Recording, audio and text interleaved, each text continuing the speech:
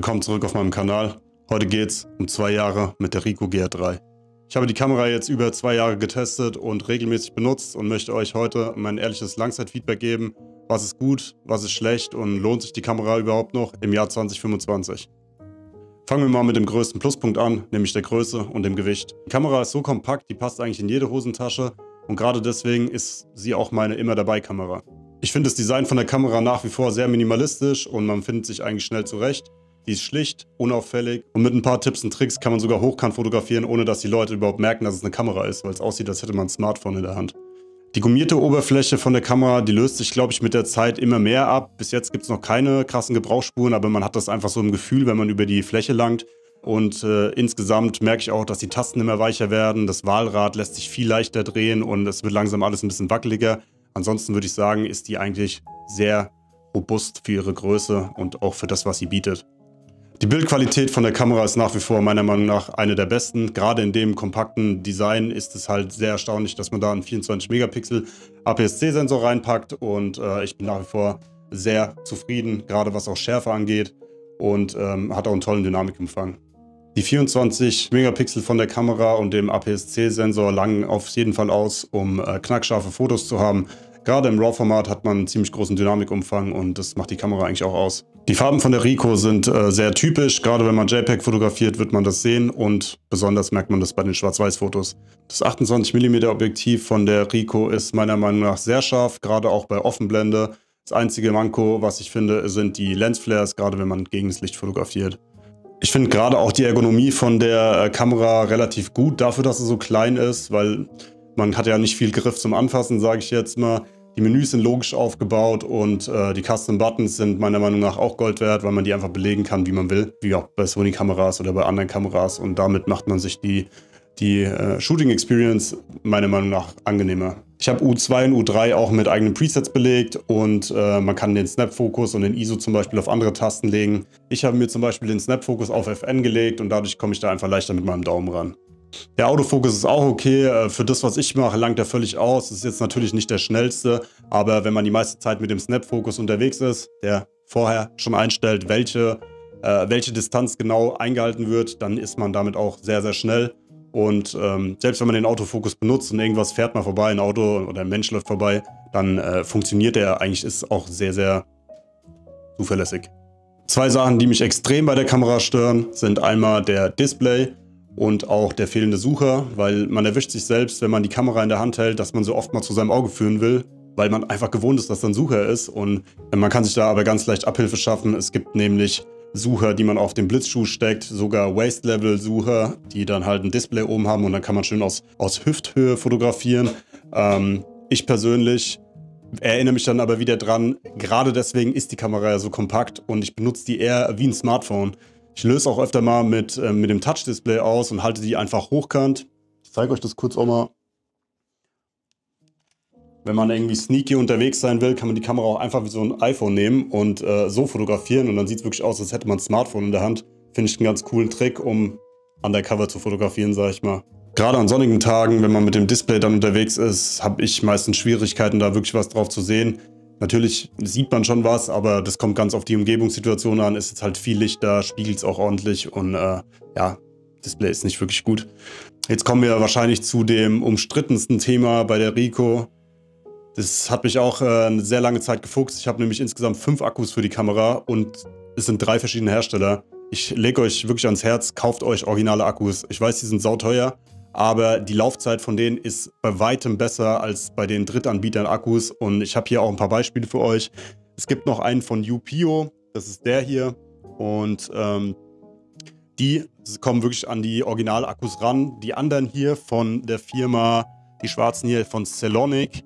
Sobald ihr euch die gekauft habt, könnt ihr sie direkt in den Mülleimer verfrachten, weil die machen Probleme mit der Kamera. Da hängt sich die Linse manchmal auf. Die Akkulaufzeit ist 0, wie bei den Originalakkus. Und Tatsache ist, dass die auch nicht mehr laden ab irgendeinem Zeitpunkt. Deswegen keine Kaufempfehlung von mir. Wenn, dann holt euch den UPIO oder den Original Ricoh Akku. Und selbst wenn der Akku gut ist und selbst wenn es ein Original-Akku von der Ricoh ist, komme ich halt maximal auf 200 bis 250 Fotos. Ich weiß nicht, ob der Akku mittlerweile schwächer geworden ist, aber bei mir langt es halt roundabout für ca. 200 Fotos. Gerade auch wenn ihr im Winter fotografieren seid, packt eure Akkus lieber irgendwo ins Warme, in die Hosentasche, in die Nähe vom Körper, damit die warm bleiben. Und die Kamera am besten auch, weil ich habe gemerkt, wenn es wirklich Minusgrade sind oder es kälter wird, geht die Kamera gerne einfach mal aus oder funktioniert auch nicht so zuverlässig. Die Kamera hat ja tatsächlicherweise auch eine Videofunktion. Die könnt ihr aber auch eigentlich komplett ignorieren. Ich habe mir die Kamera nicht gekauft, um damit Videos zu machen. Muss ich halt mal wirklich sagen, die Funktion hätten sie weglassen sollen, hätten vielleicht noch einen Custom-Button mehr klatschen sollen. Ansonsten braucht man das eigentlich nicht. Eine Funktion von der Kamera, die hat mich enorm überrascht. Ich habe am Anfang gedacht, wozu brauche ich einen integrierten ND-Filter? Weil wir filmen ja nicht. Und dann ist mir halt irgendwann klar geworden, seitdem ich die Kamera habe, mache ich so viele langsame Verschlusszeiten. Gerade wenn ich Mitzieher mache, wenn ich bewegte Objekte fotografiere oder auch statische Objekte irgendwie interessanter darstellen will, benutze ich, genau wie hier im Bild zum Beispiel vom Porsche Museum, diesen ND-Filter. Und der ist fast immer an bei mir.